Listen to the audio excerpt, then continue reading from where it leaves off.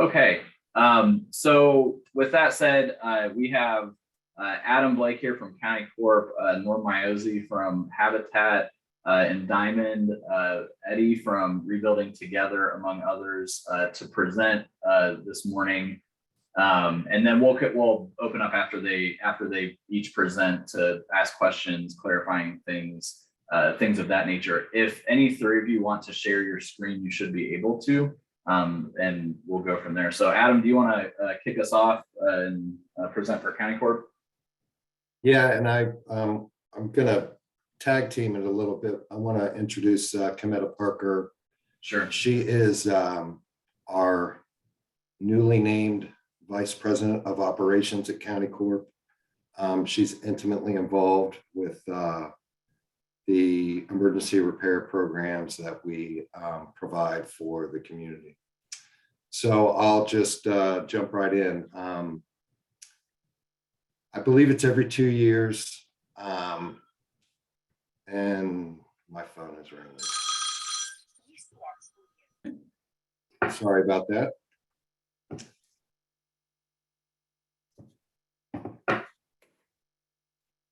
Jeez. Okay, let's try this again.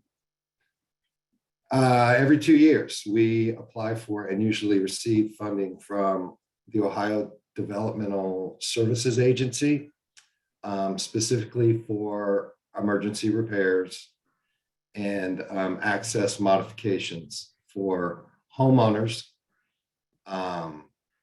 in Montgomery County and the city of Dayton. And the city of Dayton and Montgomery County provide matching funding for that program. Eligible recipients are under 50% of the area median income. We offer $7,500 in assistance, but that number could change due to cost increases, material cost increases, etc. It's very difficult these days, for example, to replace a roof for $7,500. How it works is we work to qualify the homeowners and then assist them in, well, first we kind of triage their house and figure out what is the most pressing need. If we run into a situation where they have, they exceed that $7,500, what other resources could we possibly combine with that grant to help take care of, the health and safety issues that they have in their home. We help them obtain bids from local approved contractors. We're always looking for more contractors to get vetted and approved for our programming, specifically minority and women-owned businesses. We like to keep the contractors local, so that money is being recycled through the community. Anyway, help them go through the bidding process, choose a contractor, get the work done, get it inspected, get it approved, and then we pay the contractor. So there's very little that the homeowner has to do except apply. That's the most important thing. We don't do a lot of publicizing, Michael, which is part of the problem with these programs and getting the word out, because as soon as we are funded, that money is obligated because we have a waiting list. But this year specifically, we have a pretty large program. It's $450,000 with all the matching funds and the grant from the state. So that will run through 2024. In 2023, I believe, we will be able to apply again, 2023, 2024. So hopefully we will continue in the future to receive plenty of funding for that program, but it's never really enough. And we realize that. Interested folks can call County Corp at 937-225-6328. Did I say that number right, Cametta? You did. And they can also access us at countycorp.com. I'll just mention a few other programs that we also have funding for. We were funded to do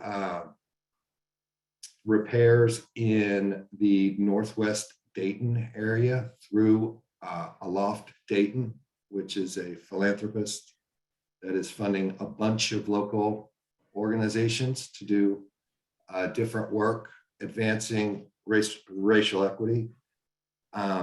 This particular program is focused on just helping homeowners in that Northwest Dayton neighborhood. And I think I almost see that map behind you, Michael, that kind of shows the geography. I will attempt to share my screen here so you all can see this. Over here.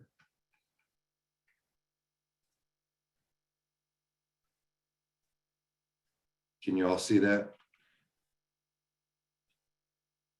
Okay, good. It's coming up now.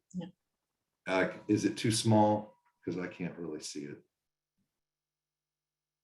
Kim, can you see it? It's okay. I can see it. Okay, all right. So it's for homeowners in these neighborhoods in blue, a 1 or 2 unit property.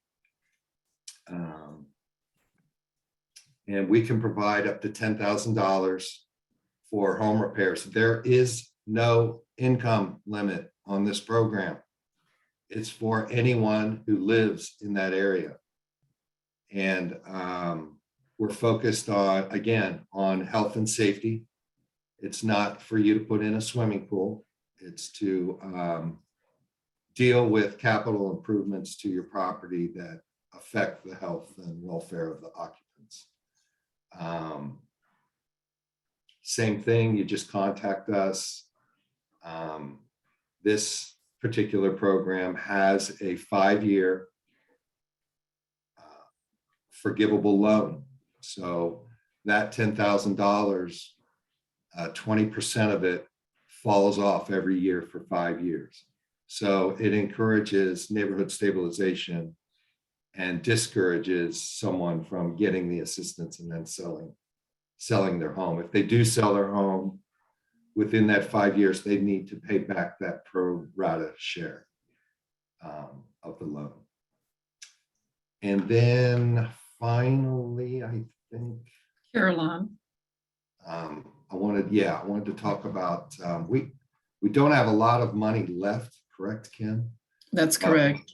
We Enough for about did 2 homes. Yeah, enough for 2 homes. We did a targeted home repair program in conjunction with citywide development in the Caroline neighborhood. You all may have noticed a lot of attention recently and resources going into that Caroline neighborhood. We're actually currently rehabbing a house in that neighborhood that will be sold to a tornado survivor that was a renter. So it's a home ownership opportunity. Hope to have that home finished early this summer. But we also have some funding left for that repair program to do 2 more homes in Caroline. And then since we're focused specifically on home repair, I think that's pretty much it. Kim, do you want to add anything to what I said? Clarify anything? On the Caroline program, that program also requires a 5-year deed restriction to be filed. It's up to $10,000 and it's exterior improvements only. Very good. Does Does anybody have any questions? Hearing none. Back to you, Mike. Thank you, Adam. I appreciate it. And just to give a general idea, because I was curious as to what medium income is. So as of 19, so obviously it fluctuates in check eligibility, but household is 51,000 roughly, and individuals about 29,000. That's Montgomery County, the county, that's what you go off of, right, Adam? Is county? Yes. Okay, great. Yeah, so that's a good general idea for everyone. All right, Norm. All right. Thank you, Mike. So I am also going to try to share my screen, and then same thing, if you can tell me if you can see that, because yes, thumbs up, thank you. So of course, our program, first of all, we are a home ownership program. So we, of course, provide the opportunity to purchase homes, either new or renovated homes. But then also, our repair mission has, given us another opportunity to basically allow us to help individuals who are already living in homes to be able to stay in those homes, preserve their equity, help to stabilize the neighborhoods. And so, as we started to look at our, just really our home ownership program, we figured out that it makes a lot of sense to us, not just to build new or renovate, but then also help people to keep their homes affordable, staying where they are, right?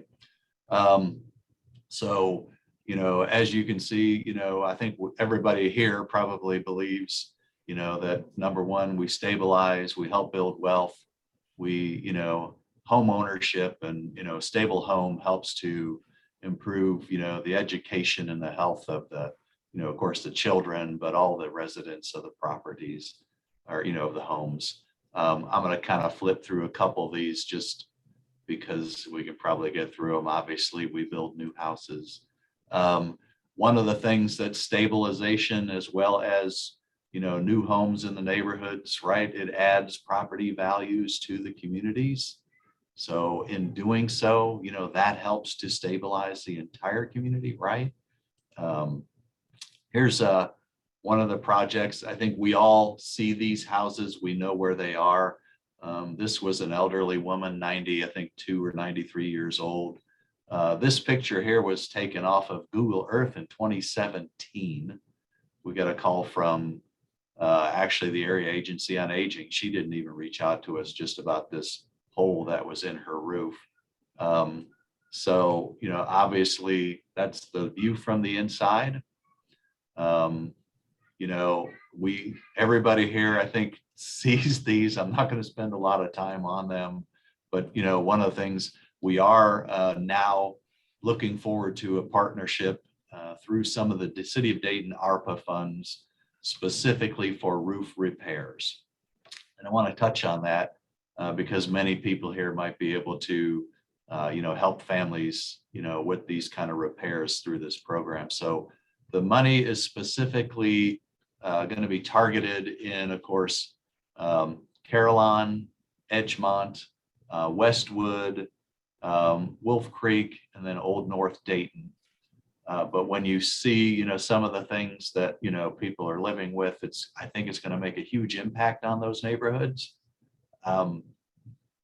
Our program, whether in the new home program, our target area are families that make between 30 and 60% of the AMI. We can go up to 80%, but of course, for those who deal with funding, a lot of the funding is limited to 50 or 60% of AMI. So we tend to stay in that box. In our repair mission, we actually, of course, will go down below the 30% because many of the families that we see that have the need for some of the repairs obviously don't even meet that 30% income level. And we can go up to the 80%, can and do go up to the 80% income level for those families too. our process is pretty similar. I'm just going to kind of keep clicking through some of these. Pretty similar to what the others are. So of course they can call our main office. Our number is 937-586-0860. Families can also go to our website, which it's, you have to make sure you put in DaytonHabitat.org.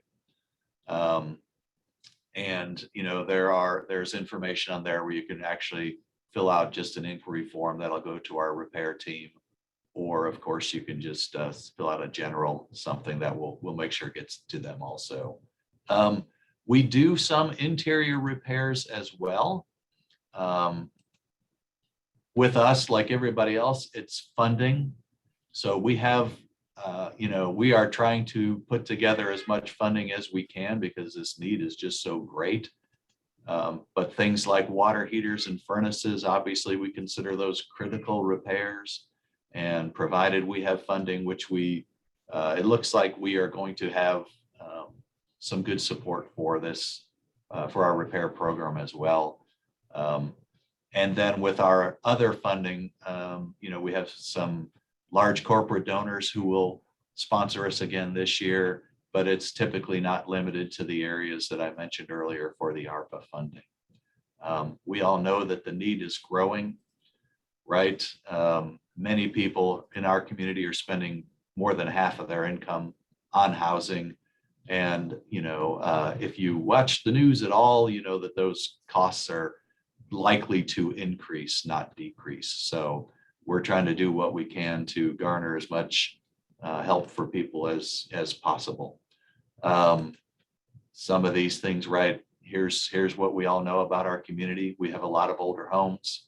We have a lot of families that bought their homes 40, 30, 40, 50 years ago that have been neglected, mostly because people are making choices between, paying for food, paying for medical expenses, or putting a $12,000 or $15,000 roof on a house. And so they're, of course, making the choice that we would all make, and they're buying food. So we hope to be able to help a lot of people with this. Again, keep in mind that the bulk of our funding will be for roof repairs. So we partner with County Corp and Rebuilding Together, and hopefully we can all put our funding together to be able to provide holistic help for people who need it. So, are there any questions? This is Gloria White. Can you hear me? Yes, Gloria. Mm-hmm. I want to ask you, on the roof repairs, you're only doing those in those specific areas. Am I correct? So no, Gloria, as I said, so we have other funders and other pending grant support, where what we do is we try to use those funds in areas outside of we will be using those outside of the ARPA funds. So anyone throughout Greene, Montgomery, or even Clark County can call us. And again, whatever funding we have, we can use it, anywhere in those counties where the family's eligible. Okay, then I need to go back because to up there to the home improvement loan.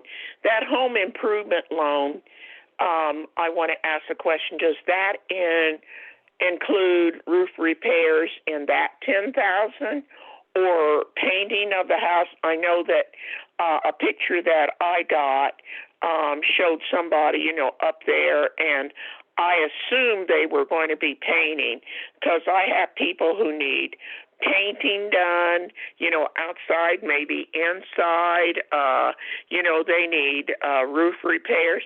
I didn't know if that one included any outside work like that. And just Miss Gloria represents she's the president of the Santa Clara neighborhood. So right there off Main. Okay. And I think the home improvement, that was County Corp. So Adam, I'm going to let you address that one. Hmm? Yeah, I'm actually, the answer is yes. have them contact County Corp and we'll work through what can and cannot be done to help that homeowner. Oh, good. Yeah, because I wanted to send this out because I've got, as you guys well know, I've got a lot of areas that are run down, and this would help tremendously, and I needed to know that before I sent it out, because they're going to call me before they call you, and I got to go, okay, yeah, they said they would work with you on that. So, okay. Thank you.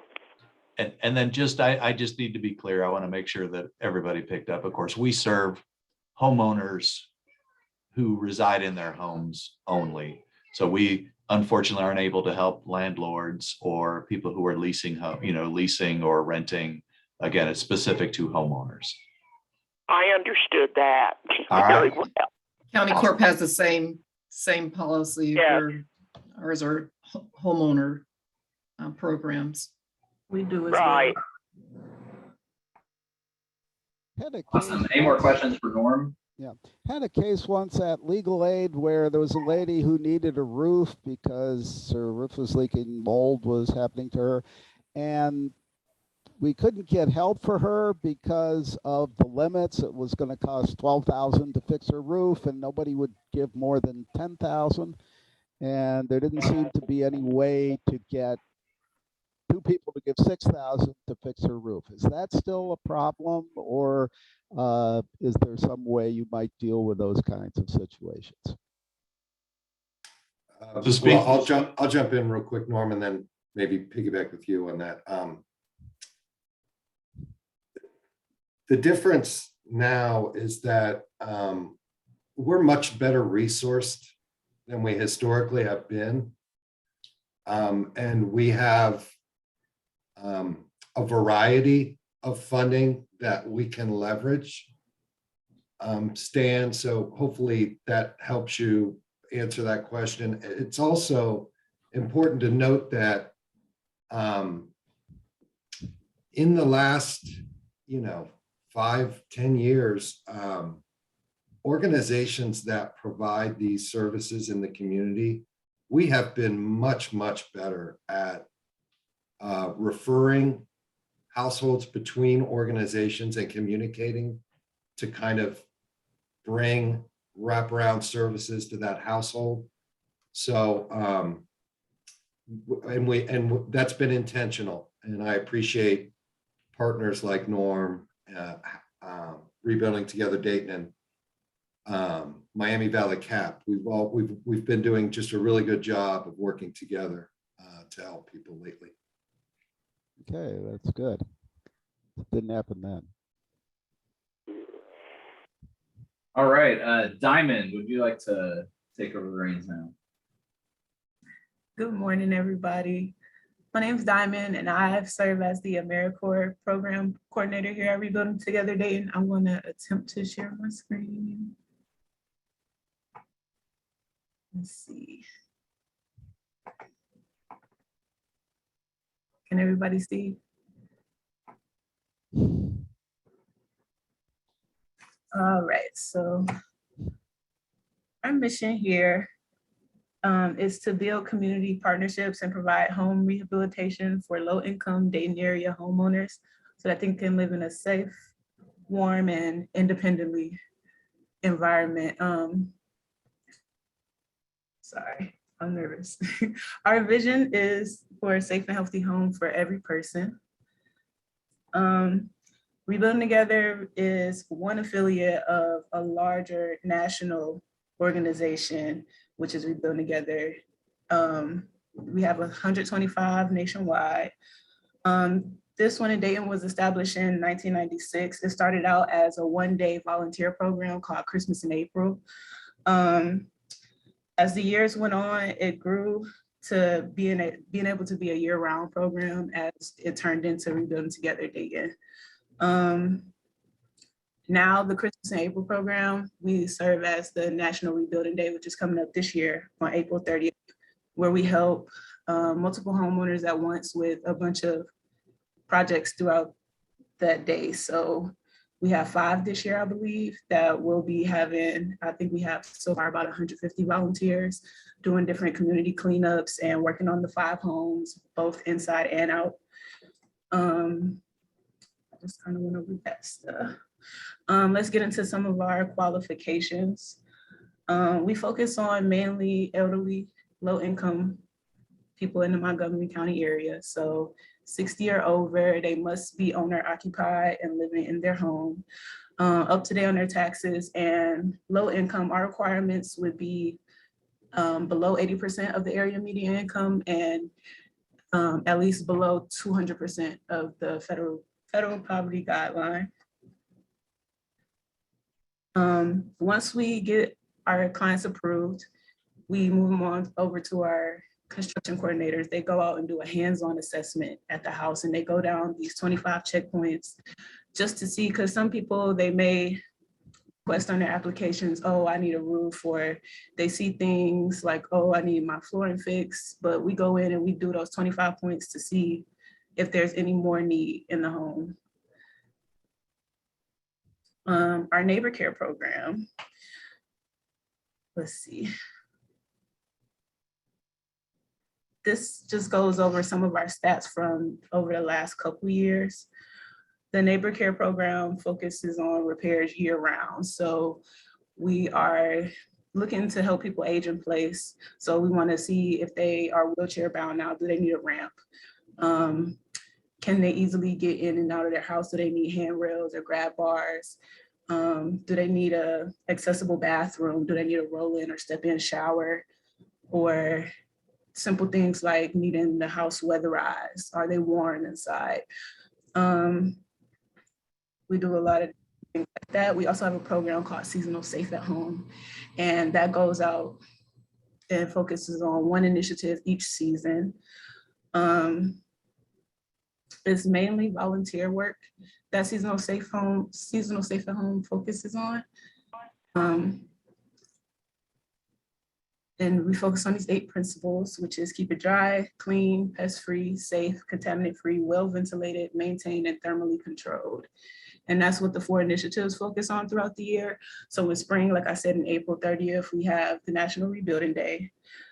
Summer, we do a lot of youth programs, and we have a lot of different volunteers come and do exterior projects. So that'll be like yard work, or sometimes houses need to be scraped and painted. Anything that is simple enough that the youth can get involved in the community, but also be able to help these homeowners.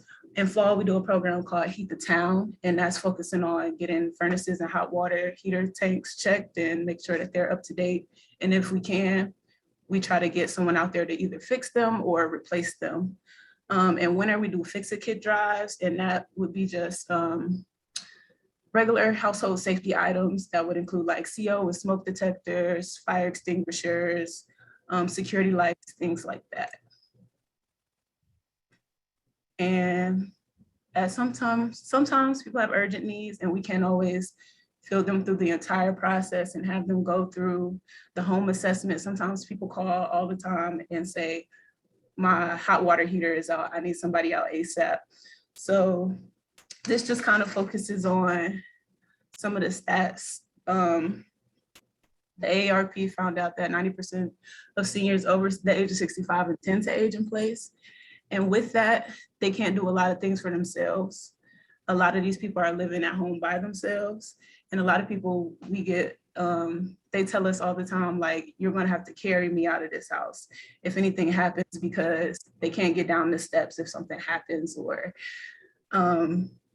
they're stuck in one situation and can't get past. It's a lot of situations where there's a lot of clutter in the house, and maybe they can't ingress and egress as easily, or they don't have a ramp, so they can't get down the stairs easily. Skipping through a little bit. These are a couple of the comments that we have from people in urgent situations. On the right was this lady we helped recently with Heat the Town in the fall. And the situation where she called and she said, my furnace is completely out. It was the middle of January and it was freezing cold. I think we had just had a snowstorm. And our construction coordinator, she got this message and she went out and she bought some space heaters to this homeowner and was able to set them up in her house where it was safe, but she was able to be warm until the next day we could get somebody out, the HVAC specialist, to come and look at what was going on with our water heater. And it turned out, her furnace, and it turned out that it needs to be replaced. So we were able to do that in a timely fashion.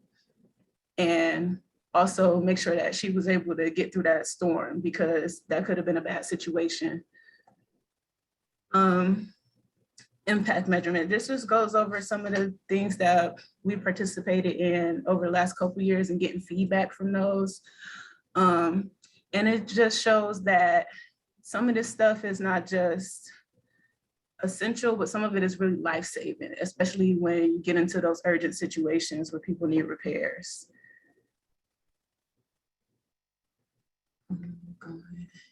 Just kind of skip through. And this is more examples of different people that we were able to help. This homeowner is Miss Flossie, and she had to go to the hospital, and they would not let her leave the hospital until they were sure that she can get in and out of her house, because she had a situation where she fell and they felt like it was unsafe for her to return home. So we were able to get somebody out there, build a really nice ramp for her. And she left us a really, really nice compliment, just telling us how grateful she was that she was able to return back to her home and she's able to live there, because she does live alone. So it meant the world to her to be able to return safely to her house and be able to get in and out easily. This homeowner here, they had some holes in the floor, which is a hazard. It's a hazard. And we were able to come in and put in some new slip resistant flooring, something that's durable, that'll last for a while. And stuff like this just makes all the difference. Other things we've done, like bathroom mods, a lot of times we have these older homes where they've been constructed just in odd ways, where you see the step up could be a huge hazard. Somebody that is wheelchair bound wouldn't be able to make that step, and even just being older, you wouldn't be able to make that step up. So we were able to come in and open up that space and refit this bath. And situations like this, where somebody's newly wheelchair bound or using a walker, they can't access bathrooms upstairs as easily. So we took this unused pantry space here that this woman had and was able to get it cleared out and fit it so that she could have ADA accessible toilet as well as a step-in shower. And that's the end of my presentation. I want to open up for any questions, but before I do that, I wanted to let everybody know that our phone number is 937-223-4893. And people can apply on rtdayton.org or call and get an application sent out to them. Would you repeat that number again?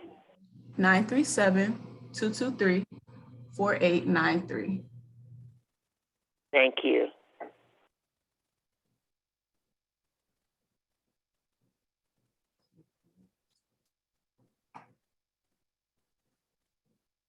Awesome. Thank you, Diamond. You're a professional.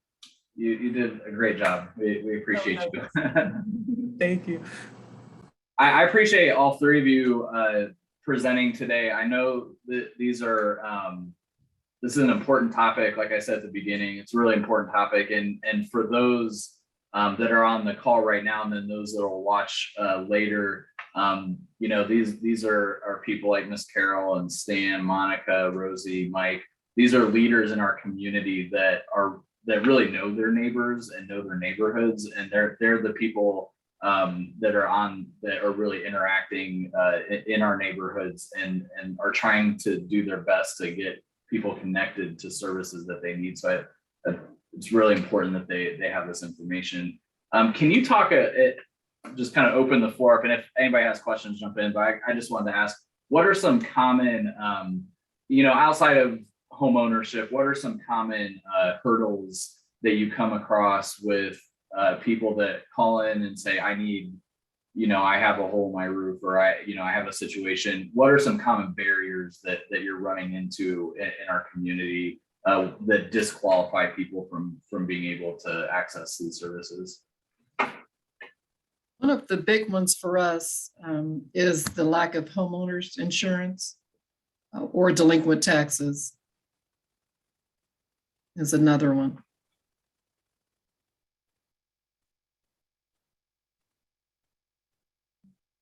This is Mike Schomer here, Walnut Hills. Based on Mike's question, I'll follow up. Would it be possible, and I appreciate each group presenting today. You guys were very informative and did it in a very functional format. Is it possible though to get like the 30-second elevator pitch from each one of you about these programs? So like just 1 or 2 paragraphs that would say what programs are available, how much funding is available in those programs, and how a person qualifies or does not qualify for a program, and then how to contact you, so that we could, I know my neighborhood, we send out email to about 300 residents and that live in, we have 2,500 residents in Walnut Hills. And if we could easily share that information, because I took notes here, but I don't want to cloud or clutter or distort what I'm going to send out to my community. So if each one of you could, like I said, just a 30-second elevator pitch, like the program, how much funding, and how you do or don't qualify, and then how to contact you. And because that would really help, because as Gloria spoke up and said, there's each community's needs are different. Some have great needs. Some it's just a few, but trying to connect to those few, as you guys said right in the beginning, getting people to know about your program is not easy. And I think this would maybe be a way we could help spread the word. And I agree. For you three, I agree. if you can send that to me, and then I'll send that to the group along with the recording, that would be awesome. That's a great idea, Mike. Thank you. Yeah, I agree with you, Mike. This is Gloria. Thanks.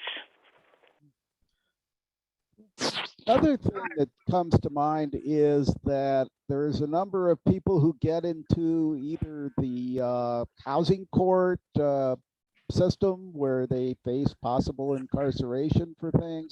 Some of them get into the housing appeals board, and it again, it seems like there may be 4 groups out there, all with different rules, and maybe rules within rules for different things. And it would be good if somehow, particularly if the city could somehow, or some other organization, is the the no wrong door for these folks, so that when somebody is facing housing court or something like that, and that there's somebody who can try and get them jump through all these hoops, and hopefully somebody has enough money to help them. Is there anything like that? And if so, do you have any ideas of how there could be something like that? So if I can speak to that, Stan, just from Habitat's perspective. So we have helped, and with housing, people who have violations and housing violations like that. But I also want to speak to the fact that there is just last week actually a affordable housing roundtable that we participated in. County Corp is also participating. Caleb, I think, was there. So on a, I guess, just a high level, the city is working right now, number one, to try to address the way we tackle those and the way that the courts handle those violations. I think everybody realizes that it doesn't make sense to bring people to court and fine them or do some type of whatever, threaten incarceration, for somebody that doesn't have the money to make the repairs anyways. So it's a big issue. There are some dollars that are going to be available again through the ARPA funding specifically that we may have. But just like Kim mentioned, we still have challenges, with, again, delinquent taxes and insurance requirements. Although we can, the treasurer's department has been very willing to work with most homeowners to get them to where they have a payment agreement, and then we can help them. And so they understand the challenges and know that they're part of the solution too. So, you know, Stan, I don't have a great answer for you, but know that, you know, I think more options are going to come available, you know, from many different places. Yeah, I think that's a great suggestion. And from the state's perspective, I know, and I think that was mentioned in I wasn't at the housing forum, but I've heard that there was some discussion of that, and there's been some talk about that of the court process and getting people. And I will say, I've gone out with several, just riding along with our housing inspectors, and they really do a great job as much as they're able to work with homeowners, and especially if they know that they're in situations where they need help, they try to help them get services on the front end rather than bringing them into that legal process, which is then, you know, it kind of takes its course. So I know that's on their radar, but I have a note of that and we'll pass that on. Yeah, I guess my question is, what would it take to make something happen? I think people have good intentions, and some people can be difficult in their cantankerous ages and things like that. But I mean, it seems like if there was a central place for dealing with this stuff, and either maybe the city has somebody that is an AmeriCorps or something that they could not pay a whole lot of money to, but could organize this and sort of walk people through the various places so that they don't get down some dead end or something. Somebody should be doing that. And obviously funding is a key issue, but So the city seems this like is, a place. So, okay. yeah, this is Monica Snow. Stan, after that fall Housing Appeals Board meeting, the first time you guys convened, we put together a list of all 4 of the agencies, including the Veterans Administration Center, and gave that to Stephanie Halfaker in Housing Code Enforcement. And I have heard from some of the leaders in Housing Code Enforcement that they would like to allocate either a current person or perhaps a new person who would be that front door for people who are charged with housing code violations, to get them the resources that they need through habitat rebuilding. So I know that's, you know, like Steve Gondel, I think, is thinking about how they can do that and get that role funded. We put together the list of 4 groups. It's just links. And once we get those paragraphs from everybody, we'll put that up on the Preservation Dayton website. We've promoted Habitat for Humanity, Rebuilding Together on our Facebook page. So as soon as we get those paragraphs that Mike Schomer suggested, we'll try to promulgate that out through the neighborhood Facebook pages, as well as Dayton History and some of the pages that have really big followings. It's worth noting that as a part of the tornado disaster recovery, United Way's 211 number served as the portal for people to access services, no matter what their issue was related to the tornadoes. And I don't know that it would be a terrible idea to make sure that United Way staff that staffs that 211 number would have the same information that we've just talked about available to give to people. I can get that over to them. Thank you for bringing that up, Adam. 211 is a great resource for our community, and as you interact with people in the community, please share that. They have well over 2,000 programs and nonprofits and agencies across Greene, Montgomery, and Preble County. So it's a great resource for our community. Any other questions or comments, feedback? All right, hearing none. I will say I'm glad Monica jumped on. May 3rd is our next DIY meeting. May is National Preservation Month, and so we will be focusing our theme on preservation. And so Holly Hornbeek, which is our landmarks officer here at the city and planning, she will be in that discussion, as well as somebody from History Works, Monica from Preservation Dayton, and we'll have a discussion about historic preservations, not only in our historic neighborhoods, but also outside, what it looks like to become a historic neighborhood or area, a business district, things like that. We'll kind of have a discussion around that. So we're definitely looking forward to that. And yeah, so that'll be May 3rd at 10. Does anybody else have anything to share with the group before we log off? This is Gloria. Can you hear me?